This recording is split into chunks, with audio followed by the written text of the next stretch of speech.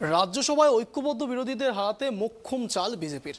অন্ধ্রপ্রদেশের শাসক দল ওয়াইএসআর কংগ্রেস পার্টিকে দলে ভেড়ালো গেরুয়া শিবির। রাজ্যসভায় দিল্লির আধিকারিকদের নিয়ন্ত্রণ সংক্রান্ত বিল এবং লোকসভায় সরকারের বিরুদ্ধে আনা অনাস্থা প্রস্তাব, দুই ক্ষেত্রেই সরকারকে সমর্থন করবে অন্ধ্রের শাসক দল। দিল্লি অর্ডিন্যান্স বিল নিয়ে রাজ্যসভায় সরকারের ওপর চাপ সৃষ্টি করতে রণকৌশল তৈরি করেছে ইন্ডিয়া জোট। বিলটিকে রাজ্যসভায় আটকে দেওয়াই ইন্ডিয়া জোটের মূল লক্ষ্য। সেজন্য প্রয়োজনে ইন্ডিয়া জোটের কয়েকজন সাংসদ যারা অসুস্থ রয়েছেন তারা অ্যাম্বুলেন্স করে রাজ্যসভায় অধিবেশনে যোগ দিয়ে ভোটে অংশগ্রহণ করবেন, এমন পরিকল্পনাও গ্রহণ করেছে ইন্ডিয়া জোট। দিল্লির এই অর্ডিন্যান্স রুখে দেওয়ার জন্য স্থানীয় রাজনীতির বাধ্যবাধকতা ভুলে একজোট হয়েছে আপ এবং কংগ্রেস। দুই দলই তাদের সাংসদদের হুইপ জারি করে সংসদে উপস্থিত থাকার নির্দেশ দিয়েছে। তবে বিরোধীদের সব কৌশলই সম্ভবত ভেস্তে যেতে চলেছে ওয়াইএসআর কংগ্রেস সরকারকে সমর্থন করে দেওয়ায়। জগনমোহন রেড্ডির দলের রাজ্যসভার সাংসদ সংখ্যা বর্তমানে 9 জন। এই 9 জনের সমর্থন সরকার পেলে বিরোধীদের সব চেষ্টাই কিন্তু বিফলে যেতে পারে। বিজেপি সূত্রের খবর, আরও কয়েকটি দলের সমর্থন জোগাড়েরও চেষ্টা করছেন তারা। যেটা নজর রাখছি, দিল্লি অর্ডিন্যান্স পাশ করাতে মোদির পাশে জগনমোহন রেড্ডি। রাজ্যসভায় ঐক্যবদ্ধ বিরোধীদের হারাতে মোক্ষম চাল বিজেপির। শেষ বেলায় বিজেপির মাস্টার স্ট্রোক। অন্ধ্রপ্রদেশের শাসক দল ওয়াইএসআর কংগ্রেস পার্টিকে দলে ভেড়ালো গেরুয়া শিবির। দিল্লির আধিকারিকদের নিয়ন্ত্রণ সংক্রান্ত বিল ও বিরোধীদের অনাস্থা প্রস্তাব, দুই ক্ষেত্রেই সরকারকে সমর্থন ওয়াইএসআর কংগ্রেসের। দিল্লি অর্ডিন্যান্স পাশ করাতে মোদির পাশে জগন।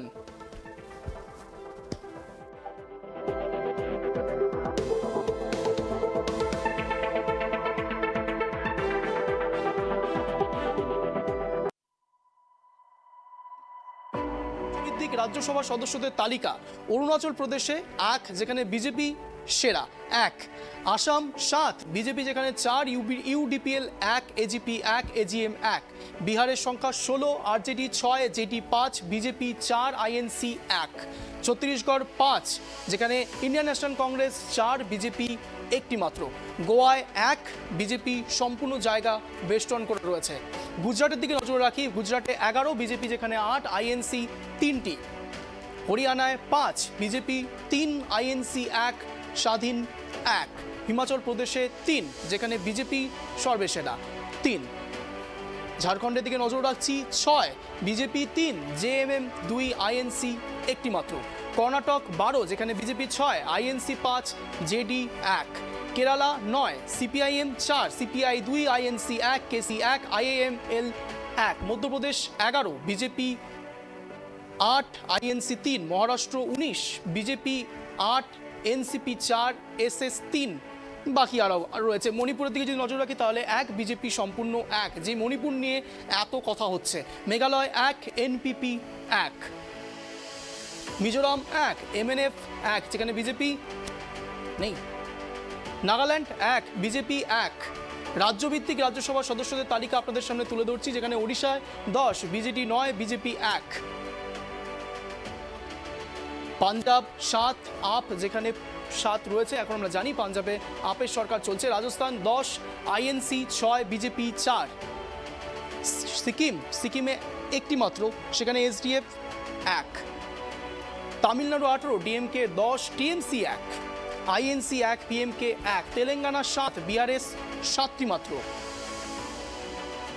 ত্রিপুরাতে একটি মাত্র, সেখানে বিজেপি পুরোপুরি জায়গা বেষ্টন করে রয়েছে একটি, উত্তরপ্রদেশে 31, যেখানে বিজেপি 25টি, SP 3, RLD 1, Uttarakhand 3, BJP 3, Paschimbanga 16, যেখানে টিএমসি 12, আইএনসি অর্থাৎ Indian national congress 2, CPM 1, Jammu Kashmir 4, vacant 4,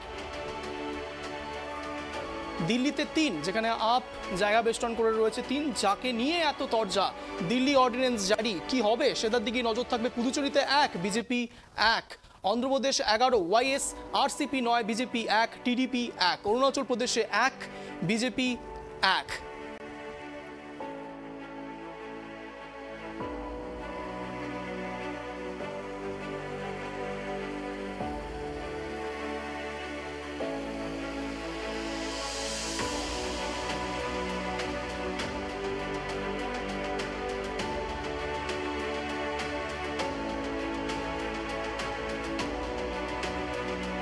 এবার যে মূল বিষয়ের দিকে নজর ছিল দিল্লির অর্ডিন্যান্স জারি। আচ্ছা, দিল্লির এই অর্ডিন্যান্স জারির ক্ষেত্রে কিছু তো নিয়মানুবর্তিতার মধ্যেই থাকতে হবে। যেমন রাজ্যসভায় যদি আমরা নজর রাখি, রাজ্যসভায় এই যে বিজেপির পরিকাঠামো সেটা কতটা থাকলে পরে আমরা দিল্লির অর্ডিন্যান্স জারি করা যেতে পারে। যদিও বা লোকসভায় বিজেপির কোনো ভয় নেই, সেটা বিজেপিও জানে এবং বিরোধী দলও জানে, কিন্তু মেইন যে ফান্ডা ছিল সেটা হচ্ছে রাজ্যসভায়, যার জন্য আপ নেতা দিল্লির মুখ্যমন্ত্রী অরবিন্দ কেজরিওয়াল সমস্ত জায়গাতে একের পর এক জায়গাতে গিয়ে বিরোধী ঐক্যে শান দিয়েছিল। এবার সেই দিকে একটু নজর রাখবো। কার পাল্লা ভারী? রাজ্যসভায় মোট সদস্য সংখ্যা 238, সংখ্যাগরিষ্ঠতা 119, বিজেপি 93, আপ 10, ওয়াইএসআরসিপি 9, বিরোধী জোট 126, বিজেপির 93, জোট 17, এনডিএ জোট 110, আপ 10, কংগ্রেস 31, সব বিরোধী দল 108। যেই সুমারি আপনাদেরকে তুলে ধরছি, কংক্রিট সেই সুনামি। কার পাল্লা ভারী? রাজ্যসভায় মোট সদস্য সংখ্যা 238, যেখানে সংখ্যাগরিষ্ঠতায় 119, আপ 10, কংগ্রেস 31, সব বিরোধী সব মিলে 108, ওয়াইএসআরসিপি 9, বিজেডি 9, বিজেপি সেখানে যদি নজর রাখি তাহলে 93, জোট 17, এনডিএ জোট খোলে পড়ে 110, যেখানে বিরোধী জোট 126, আপ 10, কংগ্রেস 31, সব বিরোধী 108। এবার যে বিষয়ের দিকে নজর ছিল, যদি এখন ধরে নেওয়া যাক রাজ্যসভায় জগনমোহন রেড্ডি তার দল সমর্থন করছে, সে সমর্থন করছে আরও 9 জনকে নিয়ে, যদি 9 জনকে সত্যি সমর্থন করে হয়তো বিজেপি জিতে যেতে পারে। কিন্তু এখানেই আছে টুইস্ট পয়েন্ট, যেখানে সরাসরি বিজেপি চাইছে আরও কিছু রাজ্যসভার এমপিদেরকে তার দলে টানার জন্য, যার জন্য হচ্ছে অনেক আলোচনা। সেই দিকেই আমাদের নজর ছিল যে কার পাল্লা ভারী। এই বিষয়ে আরও একটু বিস্তারিত জানার চেষ্টা করব, আপনাদেরকে জানানোর চেষ্টা করব। এই মুহূর্তে সরাসরি নিউজ ডেস্ক থেকে গৌতম রয়েছে আমাদের সঙ্গে, গৌতমের সঙ্গে কথা বলবো এই বিষয়ে। গৌতম, তোমার কাছে যে প্রথম প্রশ্নটা রাখবো, এই রাজ্যসভায় মোট সদস্য সংখ্যা 238, যেখানে সংখ্যাগরিষ্ঠতায় রয়েছে বিজেপি। যদি সত্যি বিজেপি জিতে যায়, বিজেপির এই আইন পাস যদি হয়ে যায়, তাহলে কি অসুবিধা হতে পারে সেটা একটু আমাদের অডিয়েন্সকে জানাও। দেখো অঞ্জন, প্রথমেই তোমাকে যেটা বলবো সেটা হচ্ছে যে এই অর্ডিন্যান্স, অর্থাৎ দিল্লির আধিকারিকদের নিয়ন্ত্রণ থাকবে কেন্দ্রের হাতে। এই যে অর্ডিন্যান্স, সেই অর্ডিন্যান্স যদি রাজ্যসভায় পাস হয়ে যায়, অর্থাৎ যেটা মাস্টার স্ট্রোক দিয়েছে বিজেপি, সেটা হচ্ছে জগনমোহন রেড্ডি ওয়াইআরএসের যে নেতা, তার যে 9 জন সাংসদ রয়েছে রাজ্যসভায়, তাদেরকে দলে টেনে নিয়েছেন ইতিমধ্যেই মোদি সরকার। তাহলে যদি রাজ্যসভাতেও এই বিলটা পাস হয়ে যায়, সেক্ষেত্রে যে সমস্ত আধিকারিকরা প্রশাসন চালায়, অর্থাৎ দিল্লির যেমন প্রশাসন চালাচ্ছে যে আধিকারিকরা, তেমনি পশ্চিমবঙ্গ যারা আমলা রয়েছেন, বিভিন্ন দপ্তরের আমলা, প্রশাসনিক যারা আমলা রয়েছেন, তাদের নিয়ন্ত্রণের রাশটা থাকবে কেন্দ্রের হাতে।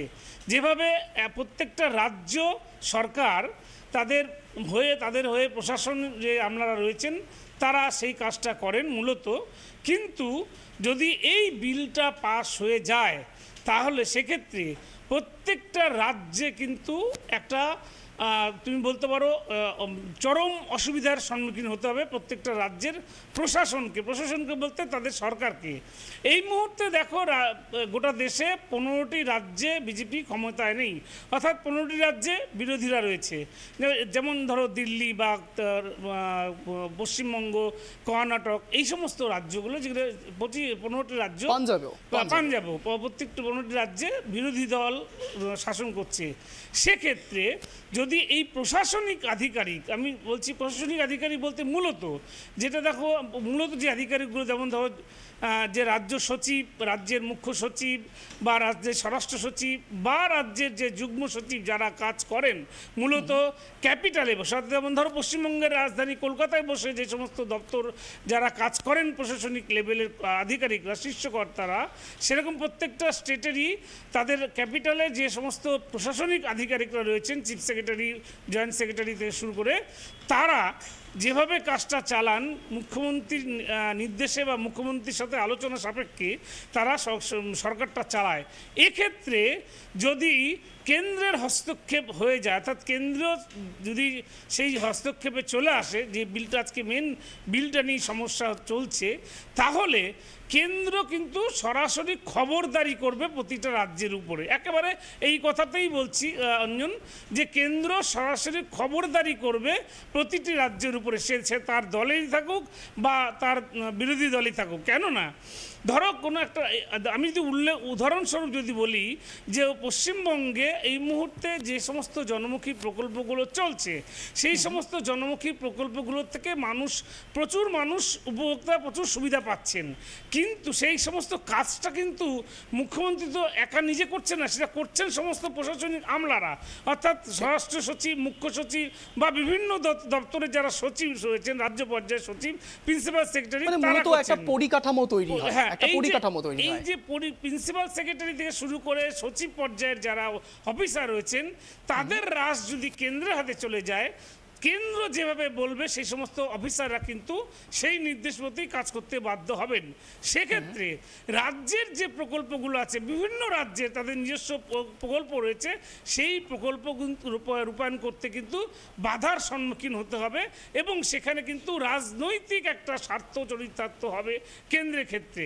কেননা আমি তোমাকে উদাহরণ দিয়ে বলি, পশ্চিমবঙ্গে যদি এখন কন্যাশ্রী বা রূপশ্রী বা এই ধরনের প্রকল্প চলছে, সবুজ সাথী প্রকল্প চলছে, সেই প্রকল্পের উপর যদি এখন দেখা যায় যে আমলাদের নিয়ন্ত্রণ করে কেন্দ্রীয় সরকার, তাহলে তো সেক্ষেত্রে কিছু কিছু প্রকল্পে বাধার সম্মুখীন হবে এবং সেক্ষেত্রে কিন্তু এটা করবেই। কারণ আগামী দিনে লোকসভা ভোট আসছে, লোকসভা ভোটে কখনোই চাইবে না কেন্দ্র যে রাজ্যের যে ক্ষমতাসীন দল রয়েছে সেই দল তারা রাজ্যের মানুষের উপর আস্থা রাখুক, তারা আস্থা রাখতে দেবে না, সেই পরিকল্পনায় নেবে এবং সেই পরিকল্পনার স্বার্থেই কিন্তু আজকের এই যে অর্ডিন্যান্স বিল, সেই অর্ডিন্যান্স বিলটা পাশ করা।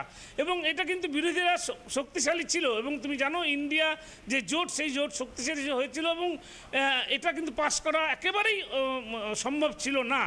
কিন্তু একেবারে শেষ লগ্নে এসে বিজেপির মোদি এবং মোদি শাহর জোট তারা কিন্তু একটা মাস্টার স্ট্রোক দিয়ে দিলেন কি না, তারা অন্ধ্রপ্রদেশের যে কংগ্রেস রয়েছে, ওয়াইআরএস কংগ্রেস, তাকে কিন্তু তার সমর্থনটা আদায় করে নিলেন। এই বিজেপির এই যে লাস্ট মোমেন্টে যে মাস্টার স্ট্রোক, এটা কিন্তু শুধুমাত্র এই প্রথমবার নয়, এর আগেও আমরা দেখেছি মহারাষ্ট্রের ক্ষেত্রে যে একনাথ সিন্ধেকে রাতারাতি একনাথ সিন্ধে সরকার চলে আসলো উদ্ধব ঠাকরেকে সরিয়ে দিয়ে। এটা নতুন কিছু নয় কিন্তু। দেখো একটা জিনিস তোমাকে বলি, এটা নতুন কিছু নয় এবং এটা যদি আজকে যেটা বিল পাস হতে পারে, যদি শেষ পর্যন্ত বিলটি পাস হয়েই যায়, তাহলে কিন্তু আজকে যে জগমোহন রেড্ডি যে সমর্থন করছেন তাকেও কিন্তু একদিন এই স্বাক্ষরের জন্য বা এই মতামত দেওয়ার জন্য, এই সমর্থন দেওয়ার জন্য তাকেও কিন্তু পস্তাতে হবে। একদম এই ভাষাতেই বলছি, পস্তাতে হবে। কেননা তুমি জানো ওয়াইআরএস কংগ্রেস তাদের নিজস্ব একটা সত্তা রয়েছে, তাদের নিজস্ব একটা রাজনীতি রয়েছে, তাদের রাজ্যে তাদের উন্নয়নের একটা প্রকল্প রয়েছে। সেক্ষেত্রে কিন্তু বাধার হয়ে দাঁড়াবে কেন্দ্রের সরকার, কারণ কেন্দ্র সরকার যেহেতু সেই রাজ্যেও কিন্তু কেন্দ্র সরকার সমস্ত আমলাদের নিয়ন্ত্রণ করবে।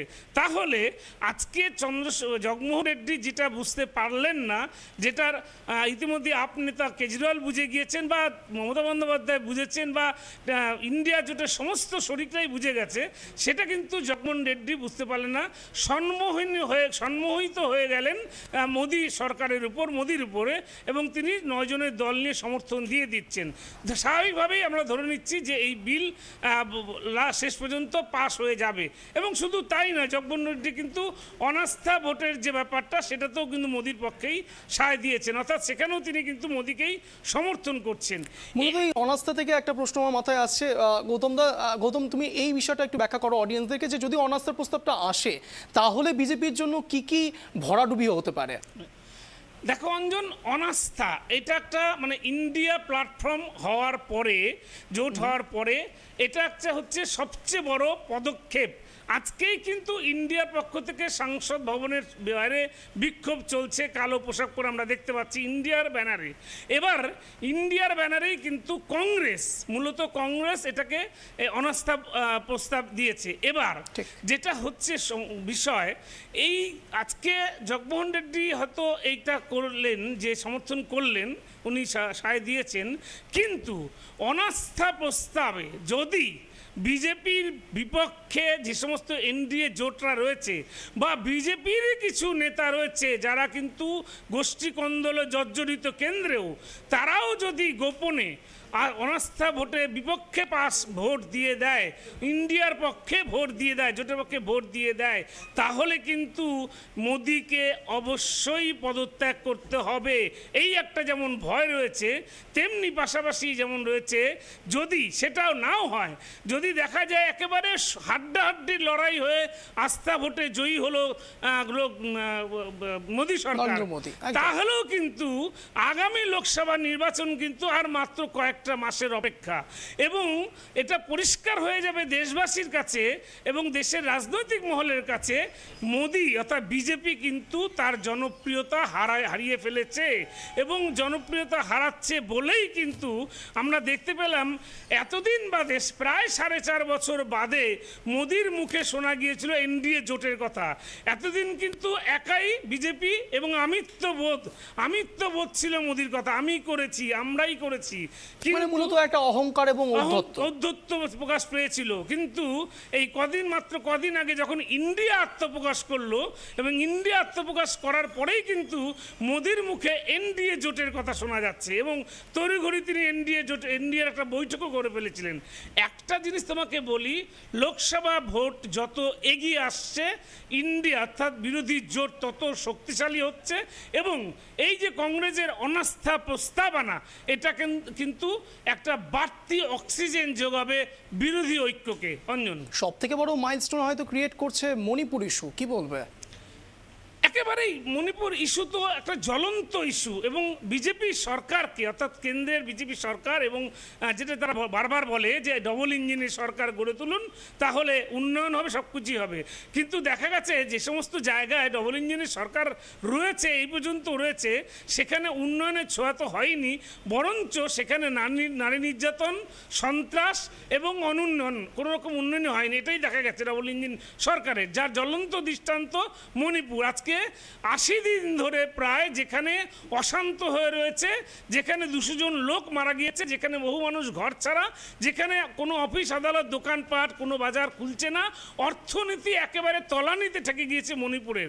অথচ এই বিষয়টি এবং নারী নির্যাতন সবচেয়ে যে দুর্ভাগ্যজনক ঘটনা, লজ্জাজনক ঘটনা মণিপুরে ঘটেছে, 2 আদিবাসী মহিলাকে নগ্ন করে রাস্তায় হাঁটানোর ঘটনা, যেটা কিন্তু গোটা ভারতবাসী না, বিশ্বের কাছে লজ্জার বিষয় হয়ে দাঁড়িয়েছে এই বিজেপি পরিচালিত মণিপুর রাজ্যে এবং ডবল ইঞ্জিনের সরকারের রাজ্যে।